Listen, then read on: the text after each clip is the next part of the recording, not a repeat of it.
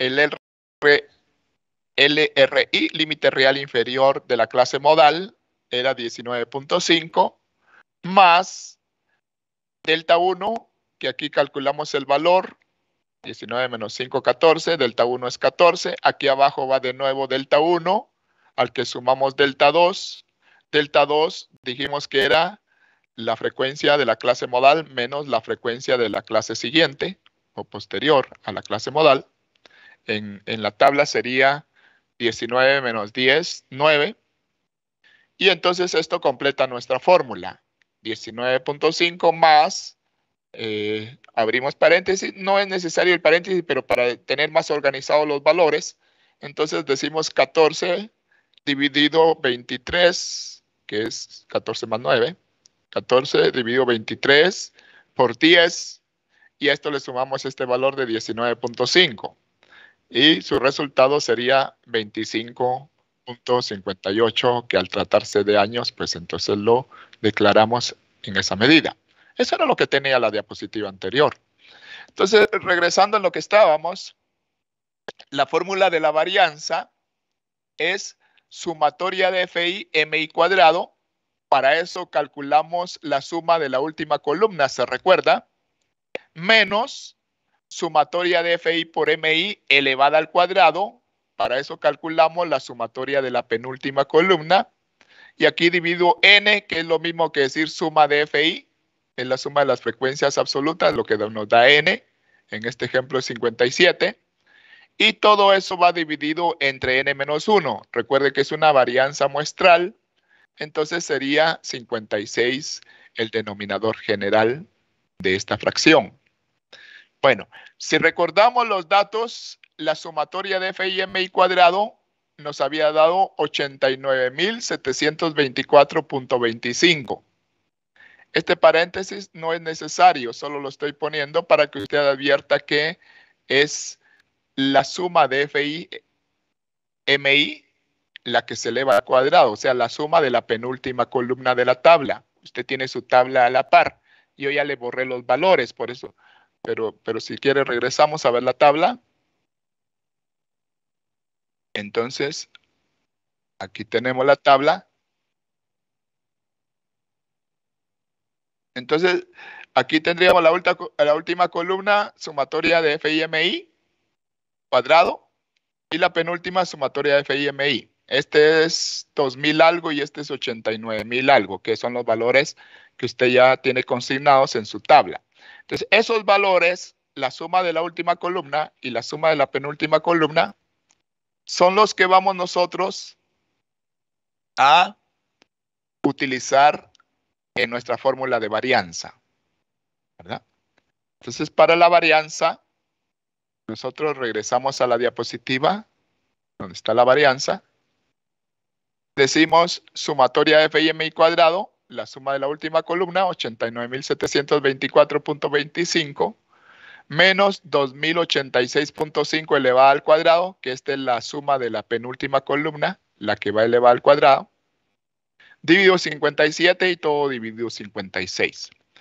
Mi recomendación aquí es que usted opere primero de corrido todo lo que está en este numerador y obtenga el resultado parcial, y ese resultado parcial lo divida entre este denominador final. Entonces usted en la calculadora, agarre su calculadora, no se conforme con copiar el valor. Yo aquí lo tengo, pero no le aseguro que ese sea el correcto. Entonces, 89.724.25 menos, vaya operando en conjunto, menos 2.086.5 elevado al cuadrado. Esto sin paréntesis, no necesita paréntesis la calculadora. Entonces 89.724.25 menos, sin paréntesis, 20, o sea, 2.086.5 elevado al cuadrado dividido entre 57. Toda esa operación la hace de una sola vez para evitar errores. Y al resultado que obtenga de esta operación en el numerador, la divide entre 56. El resultado que yo tengo consignado es de 238.34. Recuerde que es varianza.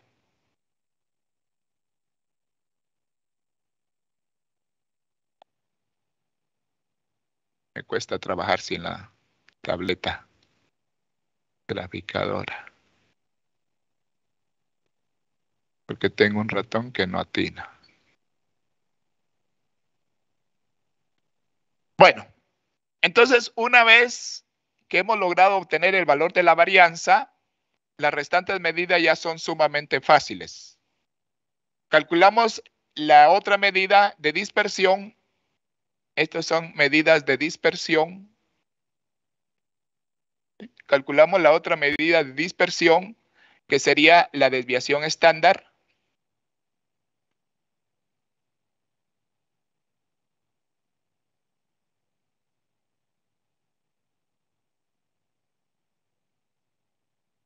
Bueno, la desviación estándar es la raíz cuadrada positiva de la varianza.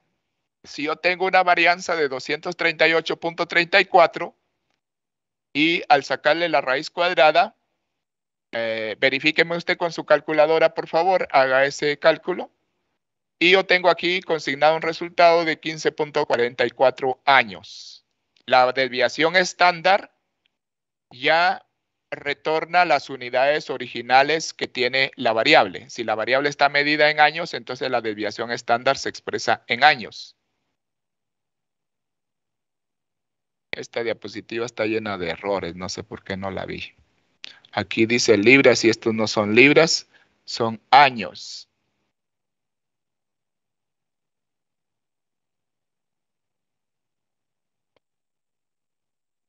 No solo no puedo escribir.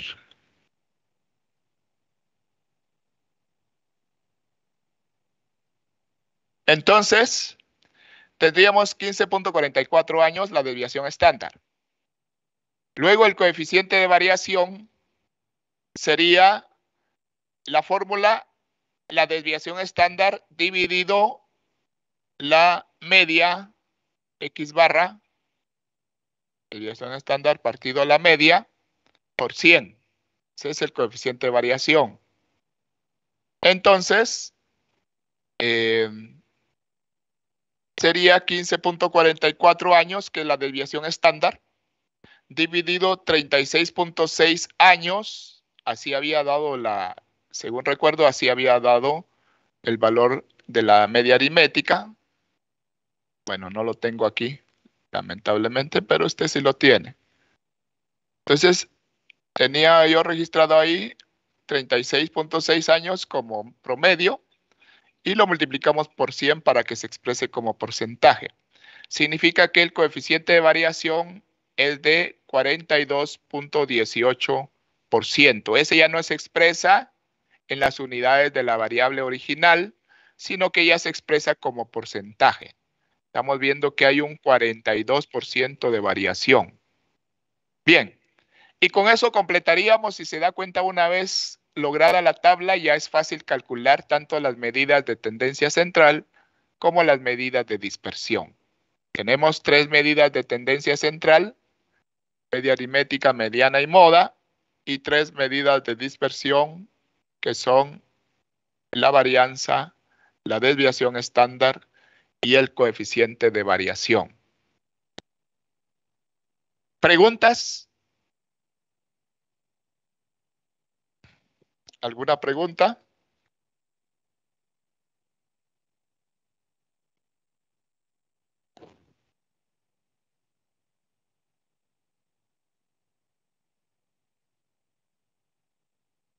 Si tiene preguntas, puede acercarse al micrófono o a la compu y preguntar directamente. No espere que le dé la palabra en este momento porque no se la voy a dar.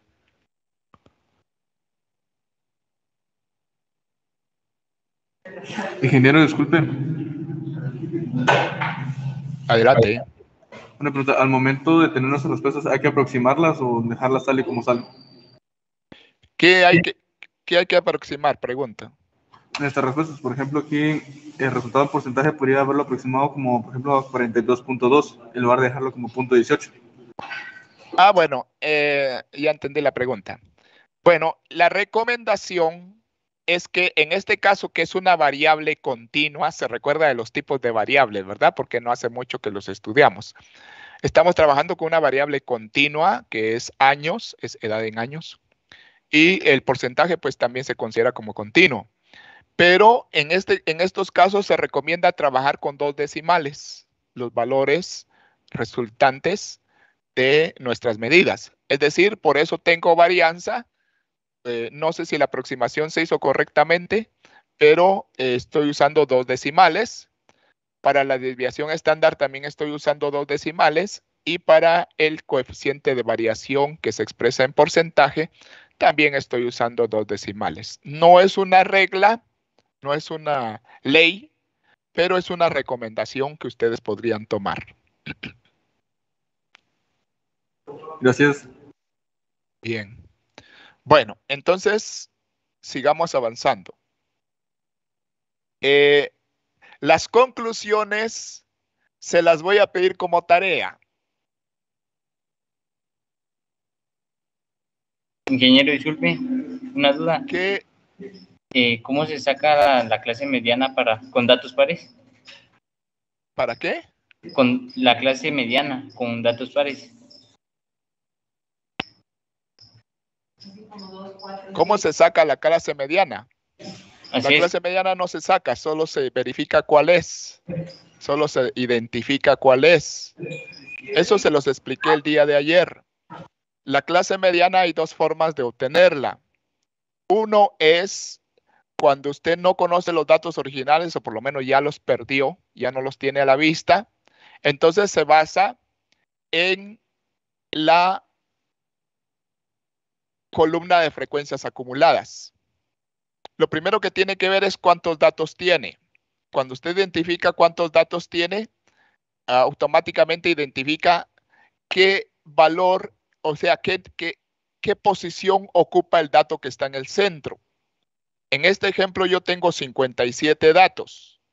57 entre 2 da 28.5. Quiere decir que el dato que está en el centro va a ser el dato que está en la posición 29, con los datos ordenados, en la posición 29. ¿Por qué? El dato que está en la posición 29, no el dato 29, sino que el dato que está, cuando están ordenados en la posición 29, deja 28 datos más bajos que él y 28 datos más altos que él. Entonces, ese que está en la posición 29 sería el que esté en el centro de los datos ordenados. Es según este ejemplo. Si usted tuviera, por decir algo, 35 datos, entonces el dato que esté en la posición que sería 18, dejaría 17 antes, 17 después. Entonces usted identifica a través del número de datos en qué posición estaría el del centro. En este caso era el dato 29, el dato que estaba en la posición 29. Entonces empieza a ver en la columna de frecuencias acumuladas en qué clase, o sea, en qué intervalo ingresó el dato que estaba en la posición 29, que ese es el que estamos buscando su ubicación. Entonces, usted dice, aquí ingresaron 5 datos, los 5 primeros datos que yo tenía en mi tabla ordenada, ya en mis datos ordenados. Ahí no está el que estaba en la posición 29. Aquí ingresaron 19 datos, desde el que estaba en la posición 6 hasta el que estaba en la posición 24. No ingresé ahí que estaba en la posición 29. Y aquí en la tercera clase, o sea, en el tercer intervalo, ingresé otros 10 datos. Quiere decir que ya había ingresado en los 2 intervalos primeros 24, entonces ingresé el que estaba en la posición 25 hasta el que estaba en la posición 34, ¿sí? Si ingresé en esta clase, o sea, en este intervalo, el que estaba en la posición 25 hasta el dato que estaba en la posición 34, quiere decir que ahí fue donde se ingresó.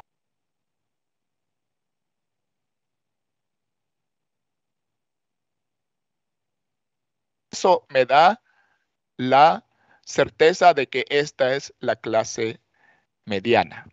La otra forma es más fácil. La otra forma es cuando usted tiene sus datos originales, entonces usted los tiene ordenados, usted simplemente mira qué valor tiene el que está en el centro, en la posición 29. Creo que para nuestro caso tenía el valor 32, entonces usted mira en qué intervalo se ingresó ese valor 32 y claramente coincide también con ese intervalo. Ingeniero, pero yo me refiero cuando digamos ese número 57 es no le escuché el resto de la pregunta. Vuelva a preguntar. Me refiero cuando ese número 57 es un número par, ¿qué se haría? Como No, 57 es número impar. Ajá, pero si fuera un número par, ¿qué sería?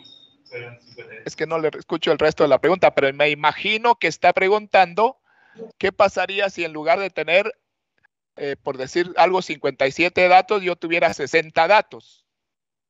Bueno, pues en ese caso, el dato que estaría en el centro sería el que está entre el 30 y el 30. Perdón, el dato que está en el centro sería el dato que está entre el 30 y el 31, ¿verdad? Al igual que lo hicimos cuando calculamos la mediana en número de datos par, usted promedia los dos del centro. Entonces usted promediaría los dos del centro y usted identifica ese dato promediado entre los dos del centro en cuál de los intervalos caería. Es lo mismo, solo que aplicado aquí a buscar en dónde quedaría ese dato. Por ejemplo, si tuviera 60 datos y el promedio entre los dos del centro es, por decir algo, 43.5. Entonces, 43.5, usted sabe que iría entre este intervalo y ese sería, en el ejemplo hipotético que le estoy planteando, la clase mediana.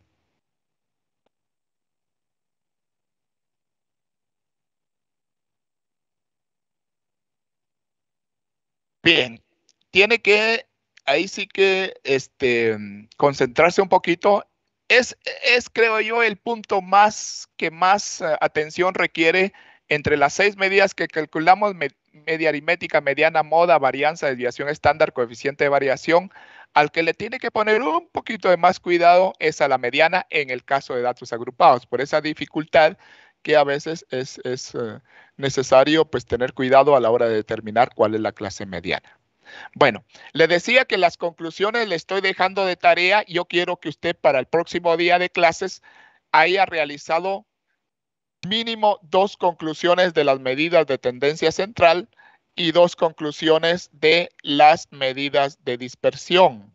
Quiere decir que yo quiero que usted me plantee, en ese caso, 4 conclusiones y vamos a preguntar algunas y las vamos a enriquecer, las vamos a mejorar.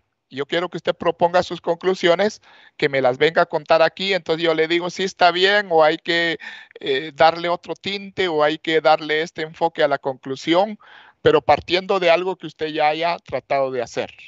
Por eso le estoy pidiendo que sobre los datos que obtuvimos, los resultados que obtuvimos, usted plantee 4 conclusiones. 2 de medidas de tendencia central y 2 conclusiones para las medidas de dispersión. Usted puede agarrar las medidas que crea que le van a servir. Ingeniero, una duda.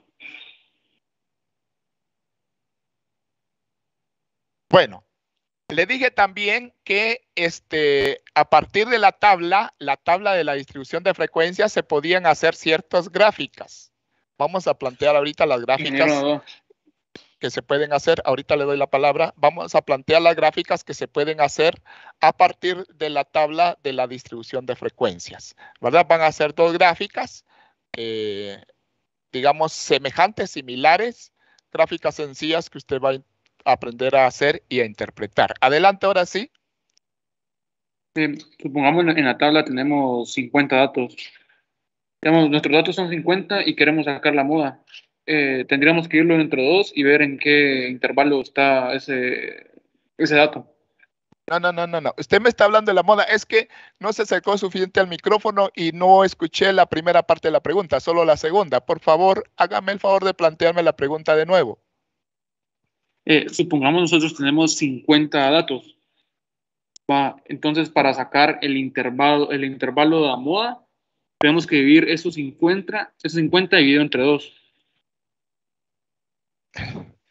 Tengo problemas con el audio.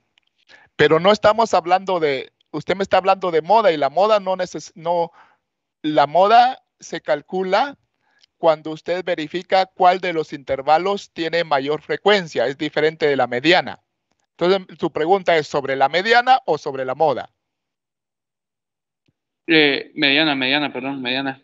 Ah, es que me estaba hablando de moda, eso era lo que me estaba confundiendo. Si usted tiene el cálculo de la mediana, usted tiene 50 datos, ¿sí?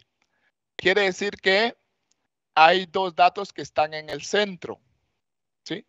El dato 25 y el dato 26, pero hagamos una cosa. Si usted quiere, divida entre 2, pues 50 entre 2 le da 25. Y entonces no va a haber mucha variación, va a ser poquísima la variación. Entonces agarra el 25 y el dato, en donde cae el dato que está en la posición 25, esa va a ser su clase mediana, ¿verdad? La divide entre 2. Realmente debería de promediar los dos que están en el centro porque hay dos datos en el centro, pero eso a veces se complica. Entonces, solamente 50 dentro de 2 le da 25 y usted determina en cuál de sus intervalos cayó el dato que estaba en la posición 25.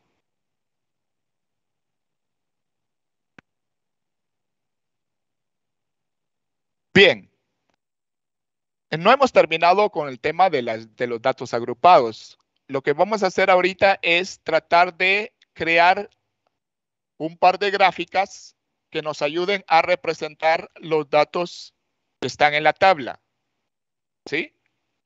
Bueno, entonces, la primera gráfica que vamos a plantear se llama histograma. Que se les quede, se llama histograma. Es una gráfica muy usada. Y leamos lo que dice de referencia. Dice, consiste en una gráfica de barras apareadas, o sea, de columnas, que ilustra la distribución de las frecuencias de las diferentes clases construidas y se diseña en función de los límites reales en el eje de las X y las frecuencias absolutas en el eje de las Y. ¿Qué pasa con eso? Bueno, usted va a hacer una gráfica. Para hacer la gráfica, usted tiene que tener digamos, una escala o tiene que tener un par de ejes, ¿sí? Lo va a construir sobre dos ejes. Vamos a llamar al eje horizontal el eje X y vamos a llamar al eje vertical el eje Y. Entonces tiene los ejes X y Y. En el eje X va a poner los valores que correspondan a los límites reales de su tabla, ¿sí? Y en el eje Y va a poner los valores de las frecuencias absolutas. En el eje Y. Tenga presente eso. Entonces va a construir una gráfica de columnas, o sea, de barras apareadas, en donde en el eje X irían los límites reales. Vamos a subrayar esto. Y en el eje Y irían las frecuencias absolutas. Eso es algo que tiene que tomar en cuenta. Y luego entonces ya iremos construyendo la gráfica. Usted la va a ir construyendo junto conmigo, o sea, a la par de lo que vayamos viendo.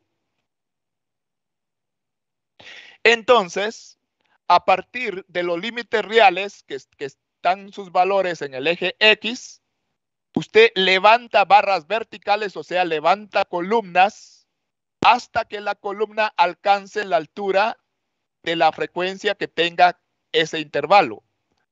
Es muy sencillo, pero tiene que poner atención. Entonces, repito, en el eje X van los valores de los límites reales y en el eje Y van las frecuencias absolutas, los valores FI. Recuerde que las frecuencias absolutas son FI, no FA. FA es frecuencia acumulada. Entonces, las FI en el eje Y y los límites reales en el eje X.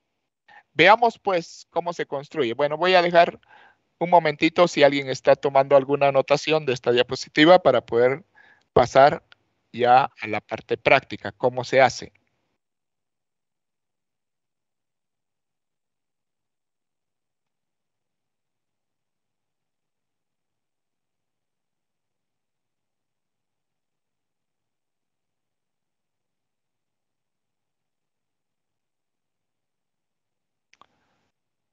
Bueno, lo importante es esto que tengo subrayado. Entonces veamos pues. Mire, pues aquí, aquí ya la tengo. Pero ¿qué es lo que se hace? Usted la va a hacer y en el eje X, que es este horizontal, va a poner los límites reales. Voy a mostrar la tabla.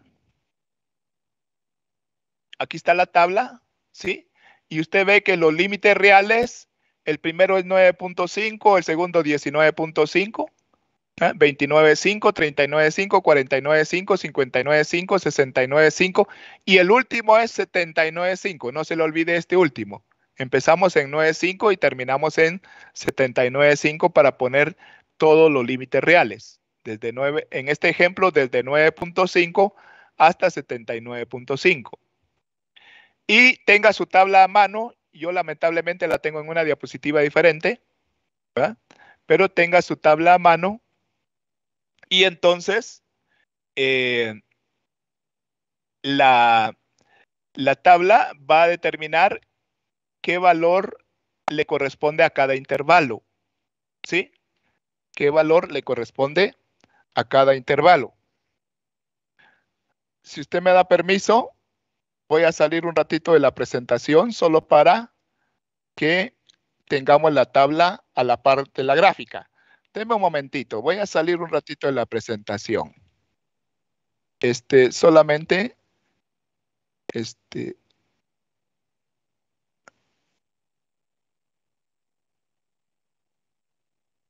deme un segundo, ya vuelvo.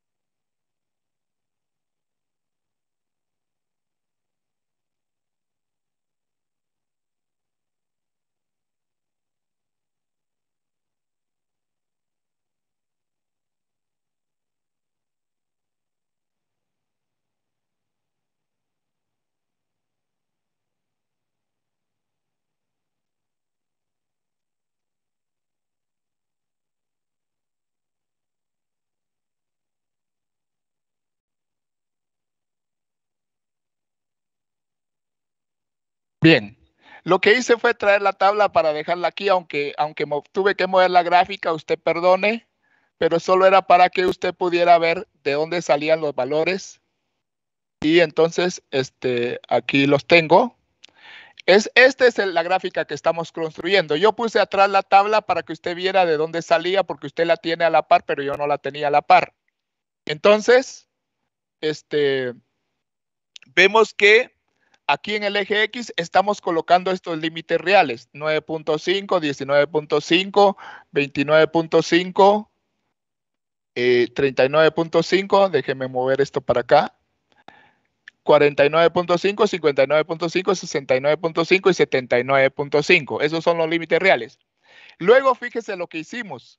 En el eje Y pusimos las frecuencias absolutas, ¿sí? Pusimos las frecuencias absolutas. Y entonces, lo que nos lleva a qué valor va a tener que colocar usted en el eje Y es observar cuál es el mayor valor de la frecuencia absoluta. ¿Cuál es el mayor valor? En este caso, el mayor valor de las frecuencias absolutas era 19. Quiere decir que su escala debe llegar mínimo hasta 19. Aquí la estoy llegando hasta 20 para redondear un poquito la escala. Pero debe alcanzar a cubrir la mayor frecuencia. Esta escala debe alcanzar a cubrir la mayor frecuencia. De manera que si mi mayor frecuencia es 19, entonces yo tendría que dar por lo mínimo a 19. Estoy llegando a la escala a 20. Luego, ¿qué hago? Digo, bueno, del intervalo que va de 9.5 a 19.5, ¿cuál es su frecuencia? Usted ve que es frecuencia 5. Entonces trazo una columna o una barra que va de 9.5 a 19.5 y que debe alcanzar hasta la frecuencia 5. Aquí está, hasta la frecuencia 5, y eso me indica hasta dónde llega la altura de esa barra. Luego, el segundo intervalo va de 19.5 a 29.5. Usted lo que hace es trazar una columna una barra de 19.5 a 29.5, una barra que alcance el valor de 19, puesto que esa es la frecuencia que quiere representar. Entonces, el segundo intervalo tiene una frecuencia de 19. Aquí lo estoy llevando a 19. El tercer intervalo, que va de 29.5 a 39.5, la barra que le corresponde alcanza una altura de 10, puesto que esa es su frecuencia absoluta. ¿Se da cuenta? Entonces las barras van representando los diferentes intervalos. Este siguiente intervalo, que va de 39.5 a 49.5, alcanza una frecuencia de 13. Entonces usted dibuja el trazo hasta llegar a la frecuencia 13. Y así continúa en los siguientes intervalos, alcanzan una frecuencia de 4, el de 49.5 a 59.5 alcanza una frecuencia de 4, el siguiente también alcanza una frecuencia de 4, y el último, el intervalo que va de 69.5 a 79.5 alcanza una frecuencia de 2. Por eso llega la barrita hasta 2. Y entonces usted completó demostrar qué frecuencia le correspondía a cada intervalo.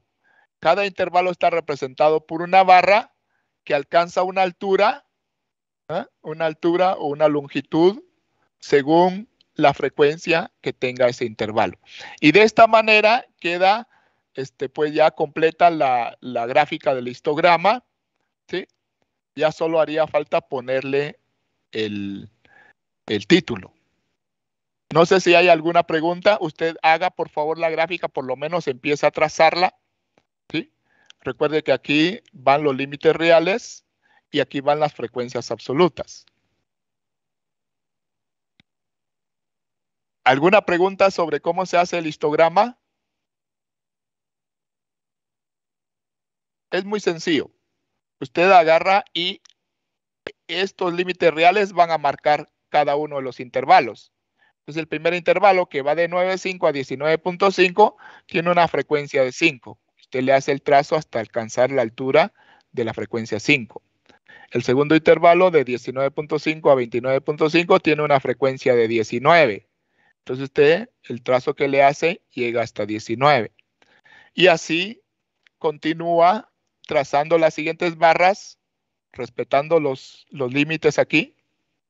Y entonces, para alcanzar la altura que le corresponde a su propia frecuencia. Entonces, la gráfica en su conjunto nos está mostrando cómo están distribuidos los datos, en dónde hay más acumulación de datos y en dónde hay menos acumulación de datos. Esa es una utilidad que tiene esta gráfica. ¿Alguna pregunta con su construcción?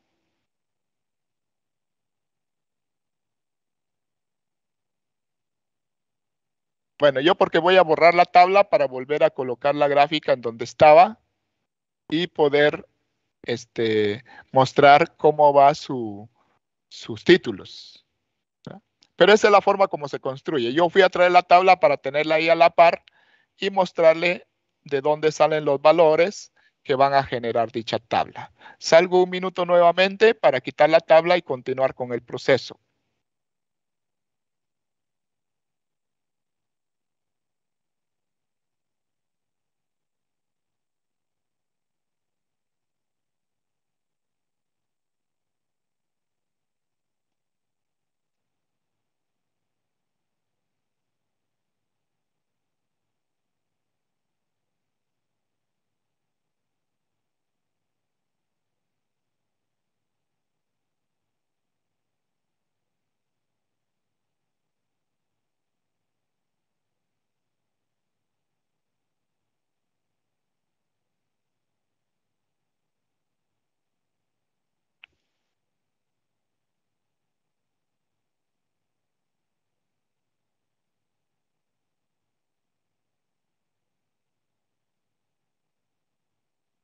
Bueno, entonces, ahora le ponemos título a los ejes.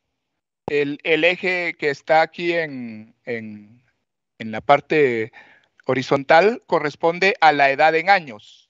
Son los límites reales. Y el los valores que están en el eje Y, el eje horizontal, el eje vertical, perdón, corresponden a las frecuencias absolutas. ¿Cuántos datos hay en cada uno de los rangos de edad en años? ¿Sí? Bien, luego deberíamos de ponerle un título a la gráfica. Normalmente se recomienda que los títulos pueden ir en la parte inferior de la gráfica. Entonces, en este caso estoy sugiriendo un título que dice histograma que representa la distribución de las edades en años de los participantes en el evento de capacitación. Recuerde que tenemos una gráfica que se llama histograma, se construye en función de los límites reales, que en este caso son límites que están marcando intervalos de edad de las personas, y por eso la identificación dice edad en años, es lo que la variable representa. La variable X representa la edad en años. Y los valores de Y, pues, cuántos datos hay en cada uno de los rangos, cuántos datos hay en cada uno de los intervalos. Y eso nos ayuda a interpretar cómo estuvieron la edad en años. Ahora, ¿qué conclusiones podía usted sacar de esta gráfica? Fíjese bien lo que le voy a decir porque no lo voy a volver a repetir. ¿Qué puede ver usted? ¿Qué puede sacar de provecho de esta gráfica? ¿Cómo puede interpretar esta gráfica? Yo miro dos cosas curiosas. Primero, que los intervalos más bajos, o sea, que tienen valores numéricos más bajos, alcanzan mayores frecuencias. Y los intervalos más altos, es decir, los que tienen valores numéricos más altos, alcanzan menores frecuencias. ¿Qué quiere decir eso? Que en ese evento de capacitación hubo más participación de gente joven, digámoslo de esta manera, que de gente muy adulta. Los valores de edades de gente muy adulta son menores y los valores de edad de gente un poquito más adulta mediana o joven son mayores. Incluso la mayor participación estuvo entre las edades de 19 y 29 años. Como usted puede ver, es la barra, en la columna que alcanza la mayor altura. Entonces aquí lo que le está diciendo es, en cada rango de edad, qué frecuencia de participación hubo. Y así es como se interpreta esa gráfica. ¿Alguna pregunta sobre la primera gráfica?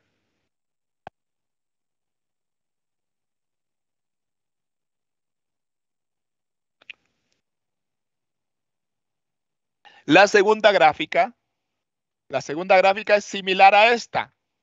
No es tan complicada. Si usted ya tomó idea de esta gráfica, la segunda es una gráfica bastante similar. Se llama polígono de frecuencias. El polígono de frecuencias es otra gráfica que se utiliza para representar la distribución de las frecuencias de un conjunto de observaciones, al igual que la gráfica anterior. ¿Cómo está la distribución de las frecuencias? Para construirla, se toma como base dos ejes, siempre un eje horizontal y un eje vertical. En el eje horizontal, en el eje de las X, ya no se ponen los límites reales, como en el otro tipo de gráfica, sino que se ponen los puntos medios. Aquí ya van los puntos medios, o sea, marcas de clase, que es lo mismo, punto medio o marca de clase. Esos son los valores que usted va a poner en el eje X. Y en el eje Y, al igual que el caso anterior, siempre van las frecuencias absolutas, o sea, los FI. Eso es lo más importante que tiene que anotar de esta gráfica.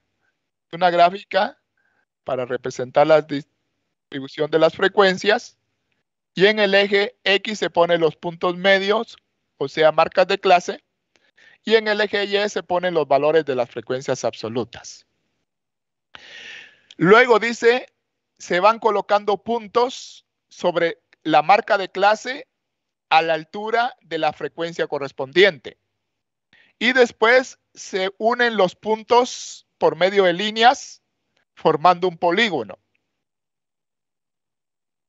Luego, para cerrar el polígono, se marca un punto anterior y un punto posterior, o sea, un punto medio en la marca anterior y un punto medio en una marca posterior, que no están en la distribución, pero que nos permiten cerrar la gráfica. De manera que esos puntos van a tener una frecuencia 0 porque no tienen datos. Y eso nos va a permitir cerrar la gráfica. Creo que se entiende más la explicación viendo la gráfica en sí. Entonces, repito, se usan siempre dos ejes, el eje horizontal, el eje X, donde van colocados los puntos medios o marcas de clase, y el eje vertical, el eje Y, las frecuencias absolutas. Luego, depende de qué, depende de qué frecuencia que tenga cada intervalo representado por ese punto medio, entonces se pone un punto a la altura de la frecuencia que le corresponda. Después se unen puntos sucesivos por líneas rectas, de manera que van a formar un polígono. Para cerrar el polígono se pone un punto medio anterior y un punto medio posterior, cuya frecuencia será 0. Veamos entonces cómo se construye.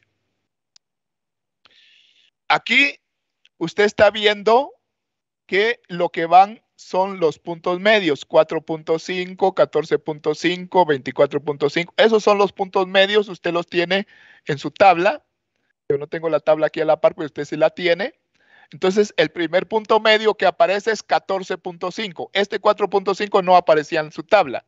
Solo aparece el primero 14.5 y el último punto medio 74.5. Entonces, el intervalo que tiene un punto medio de 14.5, su frecuencia es 5. Entonces usted le pone arriba del 14.5 un punto a la altura de 5. El segundo intervalo, cuyo punto medio es 24.5, tiene una frecuencia de 19. Entonces usted pone un punto ahí en el donde está el valor 19 de las frecuencias. El tercer intervalo tiene un punto medio de 34.5 y usted mira qué frecuencia tiene ese tercer intervalo, tiene una frecuencia de 10. Entonces, a la altura de 10 usted le pone el punto. Luego, el siguiente intervalo con punto medio de 44.5, véalo en su tabla, tiene una frecuencia de 13. Entonces, aquí en donde está la frecuencia 13, usted pone el punto. Y así hasta llegar al último intervalo, que tiene un punto medio de 74.5, su frecuencia es de 2. Entonces, une esos puntos que usted trazó, los une por líneas rectas sucesivas, pero el polígono no ha cerrado.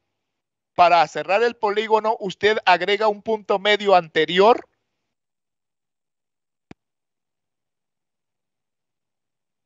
y agrega un punto medio posterior. ¿Cómo los hace? ¿Sabe a qué distancia va cada punto medio? En este ejemplo van de 10 en 10.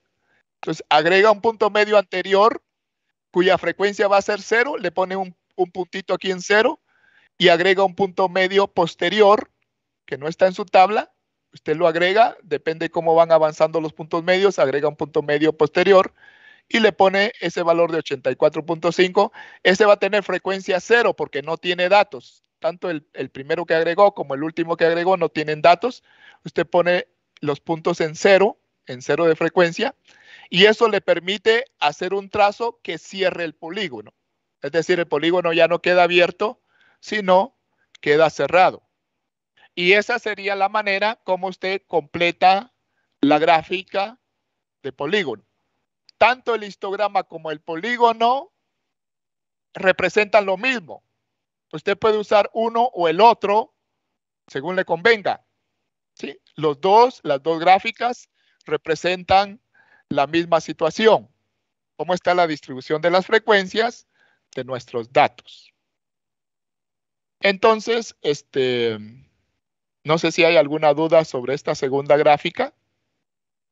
Trate de hacer las gráficas de los ejercicios que les dejé y cualquier duda me la pregunta el próximo día de clases, pero usted trate de entender y realizar tanto el histograma como el polígono de frecuencias para los ejercicios que tienen datos agrupados en la hoja de trabajo que usted tiene, ¿verdad? Y cualquier duda me la consulta, ya sea por el chat. Siempre que pregunte por WhatsApp, identifique su nombre, por favor, y me hace la pregunta y yo trataré de contestarla. Si no, en la próxima clase, si Dios lo permite.